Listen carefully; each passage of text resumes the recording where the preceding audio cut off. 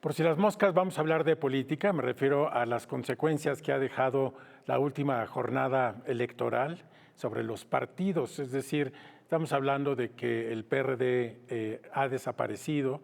Estamos hablando de que el PRI está en medio de una crisis interna, también el propio PAN.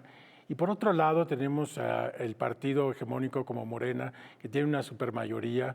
Tenemos que explorar acerca de la responsabilidad política y los retos que esto significa. Para hablar de estos temas me acompaña Jack Costa, que es historiador y columnista. Publicas en Expansión Política y también en Nexos. Jack, muchas gracias por estar aquí. No, al contrario, Guillermo, muchas gracias por tu invitación y me va a dar mucho gusto platicar con tu auditorio. Jack, lo primero que te quería proponer es que hablemos un poco del PRI y pues de las consecuencias que ha tenido para el PRI esta última jornada electoral. Hace 7 años tenía un presidente, tenía varias gobernaturas y el saldo de esta última jornada electoral es que perdió las gobernaturas que tenía, bueno, obviamente no solo la presidencia, sino que también una enorme cantidad de diputados y tiene uno de los peores resultados en su historia. ¿Qué pasó? Así es, el PRI viene en un proceso de declive estrepitoso. Pasó de ser el antiguo partido hegemónico a después convertirse en parte del tripartidismo que marcó la transición a la democracia en México, incluso regresando a la presidencia luego de haberla perdido en 2000. En 2012 regresa con Peña Nieto. Y en ese sexenio es cuando empieza realmente el verdadero declive del PRI, porque empiezan todos los escándalos de corrupción, por supuesto el caso Ayotzinapa, y la imagen del PRI como un partido frívolo, lejano a las causas populares, lejano a ese viejo PRI que existía el siglo pasado, que bien que mal era un partido que se caracterizaba por construir instituciones de carácter popular y demás, pasó a ser visto como el partido frívolo y corrupto. Y a partir de ese momento, en 2018, que pierde la presidencia, no ha dejado de obtener derrotas electorales durante todo el sexenio que termina, hasta el punto actual en el que el PRI pasó a ser la quinta fuerza política, ya no la tercera como llegó a ser, sino la quinta después del Partido Verde y Movimiento Ciudadano, lo cual nos da cuenta del nivel de declive del PRI. Bueno, y ahora el propio presidente del PRI, que fue el que lo toma en 2019 y lo lleva a estos resultados, está a punto de reelegirse por un cambio en los estatutos internos del PRI y está enfrentando una reacción de los viejos priistas, de los priistas de cepa, y se antoja que pues es una colisión que va a empeorar las circunstancias del partido. Totalmente de acuerdo. Yo digo que esto es muy paradójico. Alejandro Moreno, apodado Alito, como sabemos, es muy paradójico porque es el presidente probablemente más poderoso a nivel interno en el PRI, el que controla de manera más férrea las estructuras del PRI, pero al mismo tiempo en el peor momento de la historia del PRI y con los peores resultados de la historia del PRI. Pero en efecto, hoy en día podemos decir así, sin matices, que el PRI es el partido de Alito Moreno, una franquicia personal, y con estos cambios en los estatutos le permitirá reelegirse hasta 2 veces, es decir, por 8 años hasta 2032. Entonces podemos esperar un PRI que se convierta más en una franquicia para hacer negocios personales por parte de Alito y su grupo político, y un PRI cada vez más lejos de ese partido hegemónico que conocimos el siglo pasado. Uno de los intereses míos de poder platicar contigo es nuestra diferencia de edad. Si bien para el PRI, digamos, para mí el PRI cuando yo tenía tu edad, 30 años, significaba ese partido hegemónico que era imposible de vencer, no se veía en qué momento el país podía presentar una oposición válida frente a de esta gran construcción política. Me pregunto qué significa para ti, en lo personal, en tu vida, este partido. Es una excelente pregunta, Guillermo, y es bien curioso porque precisamente platicaba con varios amigos de mi generación, más o menos, yo tengo 30 años, y decimos que muchos de nosotros compartimos un recuerdo cuando éramos pequeños de la elección de Vicente Fox en el año 2000. Y yo recuerdo ver a mi papá y a mi mamá emocionadísimos viendo la televisión anunciando que Fox había ganado las elecciones y con esa sensación de, pues echamos al PRI de los Pinos, sacamos al PRI de la presidencia y casi los problemas de México están resueltos, ¿no? Claro. Ese es el PRI que yo recuerdo cuando era pequeño. Y ya después, como historiador, he estudiado mucho al PRI, la construcción de la hegemonía política del PRI, los mecanismos para garantizar la estabilidad y la gobernabilidad en el país, y ya lo veo de otra manera como algo muy sofisticado y muy interesante. Sí, claro. Pero insisto, a nivel personal era eso, ¿no? PRI sinónimo de problemas y de corrupción, y había que sacarlo de los Pinos. Bueno, pues ya está no solamente sacado de los Pinos, sino a punto de desaparecer. Bueno, obviamente para ti sí es imaginable un país sin PRI, es decir, es algo, digamos, que no te, en fin, no te quitaría el sueño. Y te quería preguntar sobre la oposición en general, es decir, ¿qué opciones tiene la oposición después de estas elecciones? Claro, es muy buena pregunta. Yo solamente quisiera rápidamente dar un matiz a la primera parte de la pregunta. Yo, contrario a muchos analistas, no creo que el PRI esté caminando hacia su desaparición. Okay. Sí creo que está caminando hacia otro momento del PRI en el que será probablemente más parecido, por ejemplo, al Partido Verde, un partido que gana ciertos municipios a nivel local, que sigue manteniendo fuerza en ciertas regiones y eso le permite mantener el registro y mantener las prerrogativas políticas que finalmente son las que le importan a Alejandro Moreno, pero no creo que camine hacia su extinción. Sin embargo, y esto me lleva a la segunda parte de la pregunta, un PRI así de débil y así de endeble, y digo endeble porque, pues, qué mejor para el gobierno de tener un líder opositor como Alito, ¿no? Claro, como decía alguien, si leía hoy, si López Obrador hubiera tenido que inventar un líder del PRI, tal vez hubiera inventado a Alejandro Moreno, ¿no? Totalmente, porque es un tipo frívolo, con un amplio historial de corrupción Sí. que además ha perdido elecciones una tras otra y que le permite tener a Morena este señalamiento de, vean, ellos son moralmente inferiores, ¿no? Y por su parte el PAN, pues tampoco salió bien parado de las elecciones, esa es la verdad. Si bien es la segunda fuerza política, pues perdió en territorios inconcebibles, ¿no? Perdió varios municipios en Querétaro y en Guanajuato, que son sus bastiones, en Chihuahua, que es el otro estado que gobiernan, le fue pésimo. Perdieron Yucatán, que uno se pregunta cómo perdieron Yucatán si Mauricio Vila era de los gobernadores con mayor aprobación. Y yo creo que caminamos hacia un momento en el que probablemente el PRI y el PAN ahora sí terminen su alianza electoral, o al menos uno pensaría que sería lo sensato hacer, ¿no? Claro. Después de los resultados tan estrepitosos, uno pensaría que el PAN trataría de construir una alternativa opositora por cuenta propia y que el PRI caminaría, insisto, a hacer algo más parecido al Partido Verde que a lo que llegó a ser el PRI. Pero quedan muchos políticos huérfanos de parte del PRI, bueno, también del PAN, pero hablemos otra vez del PRI, es decir, Dulce María Sauri, Beatriz Paredes, bueno, ya se salió Claudia Ruiz Massieu, Osorio Chong, es decir, son políticos que tienen una larga carrera, que se sienten fuera del partido, y tú crees que se vayan a constituir en esta nueva fuerza que está apareciendo, que es la Marea Rosa. ¿Cómo ves esta nueva conformación opositora?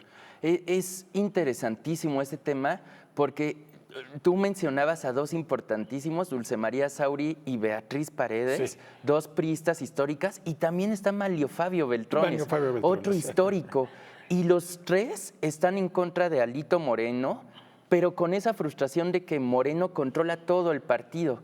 ¿Qué harán? Es una gran pregunta porque son... Bueno, también no son jóvenes, ¿no? No son jóvenes, pero son políticos por excelencia, ¿no? Claro. Dudo que se queden cruzados de brazos. Yo lo que creo es que probablemente puedan seguir un camino similar a los que siguieron el Grupo Plural en el sexenio pasado, con Germán Martínez, con sí, Álvarez y Casa, después Claudia Ruiz Massieu, y pues creo que probablemente puedan constituir ahí algún grupo, ya sea formal o informal, en el Senado, o que se acaben, como tú bien decías, aliando si es que surge este nuevo partido de la Marea Rosa en 2025, pero yo veo poco sostenible que se queden ahí en el PRI de Alito pues un PRI tan perdedor y que además ya no hay lugar para ellos. No sé si tuviste oportunidad de ver, Guillermo, las amenazas que les tiró Alito en su discurso. Sí. Pues eso habla de aquí no hay lugar para ustedes, ¿no? Bueno, los va a expulsar. O sea, inmediatamente, y además, pues como dices tú, pues ya se convirtió en la franquicia del propio Alejandro Moreno. Sí. ¿Qué significa tener estos partidos como pequeños y franquicia? Obviamente son partidos muy manipulables por la fuerza mayoritaria, ¿no? Claro, creo que dos cosas. A nivel interno, lo que significa para el PRI es que pues llevamos años, desafortunadamente en México, viendo estos partidos que en realidad no les interesa ganar elecciones.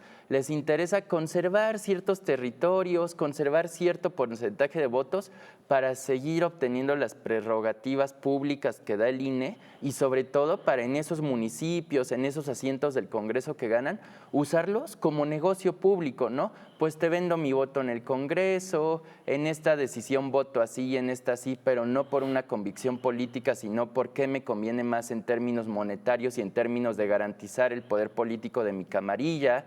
Es muy triste la naturaleza de esos partidos, pero desafortunadamente los ha habido siempre en el sistema político mexicano. Eso a nivel del PRI, yo creo que hacia allá va el PRI.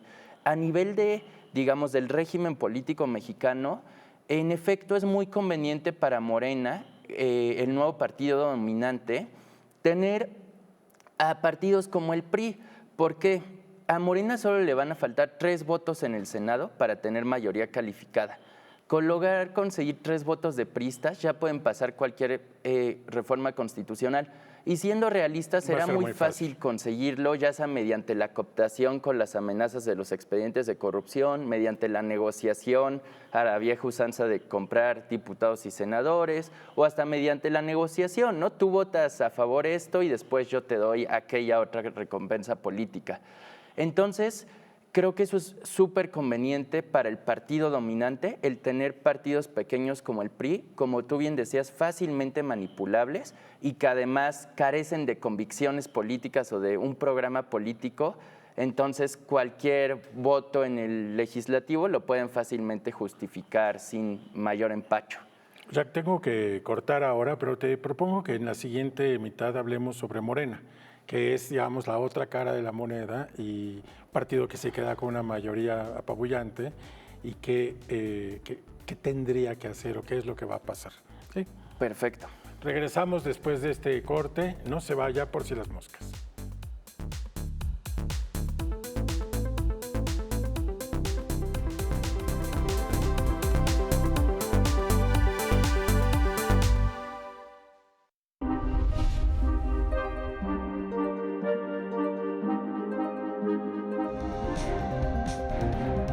Frente a esas disyuntivas, no debemos olvidar que la verdadera libertad comienza con el respeto a quien piensa distinto a uno. Para conocer es necesario preguntar. Apoyar a las mujeres, apoyar a los grupos vulnerables a través del arte y la cultura es responsabilidad de todos. Cultura y activismo para eliminar la violencia de género. Bien preocupante socialmente, que es el tema del clasismo, del racismo, de la discriminación y que la única vía es la educación. Debate 22. Temas como la gentrificación, expulsión, la discriminación cultural y los desalojos masivos, pues volvieron a la discusión pública. Aquí está como el reflejo de esta gran ciudad, de este gran pueblo. Son estas cosas las que nos llenan el alma. Son actos de justicia.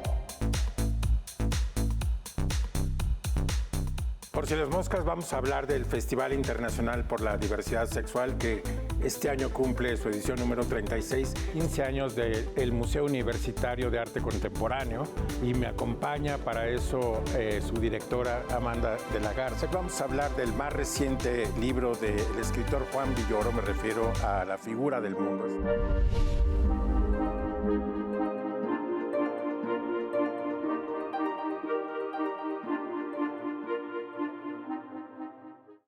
Por si las moscas, estamos de regreso. Estoy hablando con Jack Costa, que es historiador y columnista, sobre las consecuencias que ha tenido este proceso electoral sobre los partidos políticos. Antes del corte, te proponía que revisáramos el caso de Morena.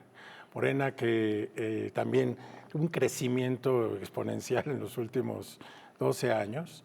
es un partido joven y que tuvo un presidente, Mario Delgado, que fue un gran pragmático, que hizo ganar, el partido, pero que también, pues con gran pragmatismo recibió a muchos priistas, expanistas, y eso me parece que también corre en contra, digamos, de la unidad y del propio Morena y de su ideología. Es decir, ahora puede caber todo ahí.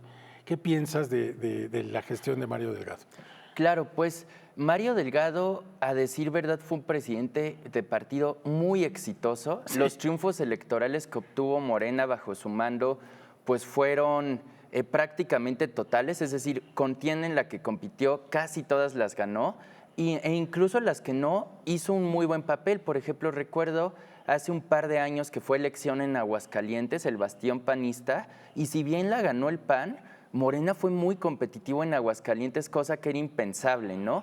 Y coincido en que parte del éxito de la clave del éxito de estos triunfos es pues el pragmatismo de Mario Delgado, quien fichó a muchos expriistas, a muchos operadores políticos, se alió con el Partido Verde, que eso, pues, uno no se explica, ¿no? Cómo el partido que vive de la superioridad moral se alía con el partido con el historial más corrupto de todos, ¿no? Exacto.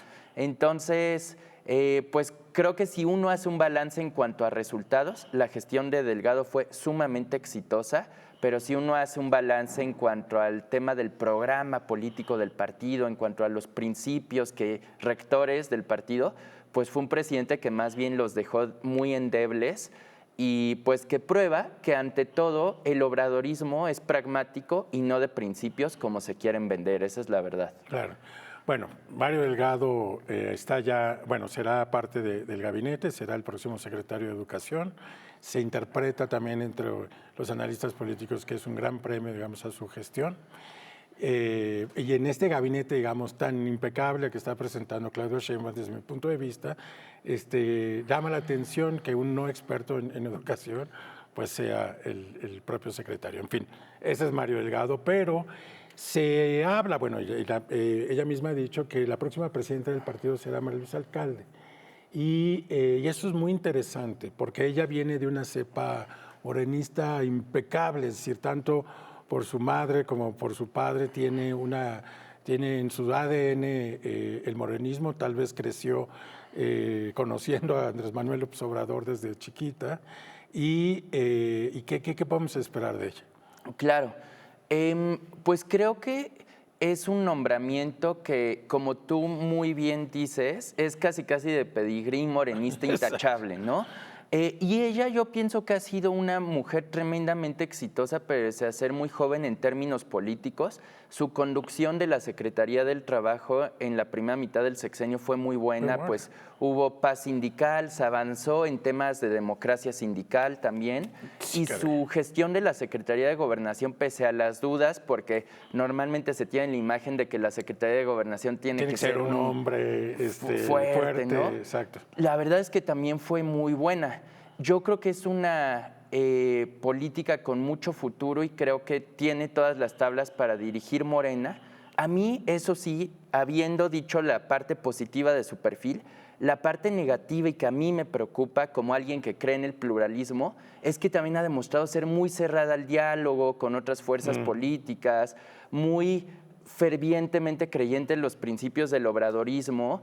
Y esto, yo no critico a alguien que cree en los principios, pero a mí me agrada más un perfil político que sabe dialogar, que puede platicar con otras fuerzas políticas, y yo no veo eso en Luisa María Alcalde, esa es la verdad.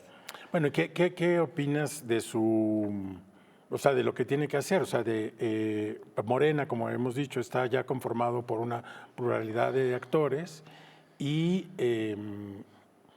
bueno, pues tiene siempre esta idea de que si López Obrador no está ahí, es un partido que se va a fragmentar. Sí. Creo que el tema de la unidad es el tema número uno, ¿no? Totalmente, y ahí sí tiene un desafío gigantesco, ¿no, alcalde? ¿Por qué? Porque pues ya no va a estar López Obrador como presidente. Sí. Y si bien podría seguir interviniendo en ciertas cuestiones del partido. Yo no soy de los que creen esa idea del maximato y tal, ¿no? Entonces, pues mantener la unidad interna por parte de Luisa María Alcalde va a ser un reto gigante y creo que hay de dos escenarios radicalmente distintos y va a ser interesantísimo ver hacia dónde avanza Morena, hacia la institucionalización y tener un partido más disciplinado, con procedimientos más claros y con una, digamos, un partido más institucionalizado, menos movimiento y más partido, digámoslo así, o caminar sí hacia la fragmentación, los pleitos internos, porque este sexenio, la realidad es que cada que hubo pleitos internos, tuvo que intervenir Andrés Manuel López Obrador para solucionarlos.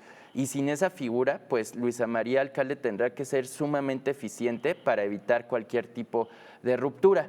La buena noticia para ella es que pues es más fácil administrar estos desafíos en el triunfo cuando eres el partido dominante que hacerlo en momentos, digamos, de competencia electoral difícil, de pues otros partidos, digamos, pisándote los talones, lo cual ahorita pues no está presente. Sí, digamos, algo de lo que dices sobre las tensiones se vio, digamos, en estas precampañas, en donde vimos a Ebrard luchar contra el propio Mario Delgado, Noroña, en fin, vimos como distintas corrientes manifestarse y es una especie de ejemplo de lo que puede pasar si no se controla internamente Morena, ¿no? Exacto, pero insisto que aunque sí es un desafío enorme y eso no lo niego, al mismo tiempo un gran mecanismo para mantener la unidad, aunque sea una unidad forzada de los partidos, es administrar el poder, ¿no? Claro. Y Morena tiene mucho para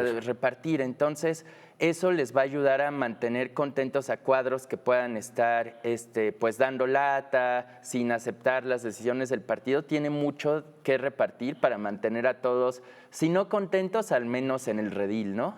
Ahora, ya que en términos de democracia, ¿qué significa que Morena tenga ese poder tan enorme? ¿Qué responsabilidad, es lo que te quiero preguntar, le tiene que tener para no avasallar con su mayoría, dejar que las minorías se expresen? En fin, hay algo ahí que es muy delicado en este momento, político de México.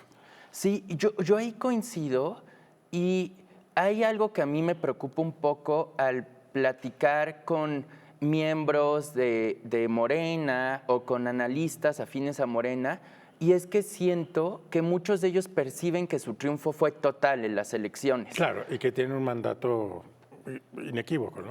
Totalmente, y no es así. Si bien obtuvieron un resultado electoral avasallador, también es cierto que hay un gran porcentaje del electorado que no votó por ellos, entre las personas que efectivamente votaron por otras fuerzas políticas y entre las personas que no salieron a votar. Claro. Entonces, esta idea del mandato popular inequívoco es un poco, digamos, tramposa. Si bien tienen todas las herramientas para ejercer sus reformas, creo que se equivocarían al pensar que pueden, digamos, que los electores les están diciendo, haz la reforma judicial, haz aquella reforma. Particularmente la reforma judicial, yo tengo mis dudas de que realmente la gente haya votado convencida de que la Suprema Corte es la máxima villana de México y que hay que acabar con ella, ¿no? Bueno, y estamos viviendo justamente a partir de este tema de la reforma judicial un ejemplo de lo que estamos diciendo. ¿Cómo ves qué va a pasar en octubre?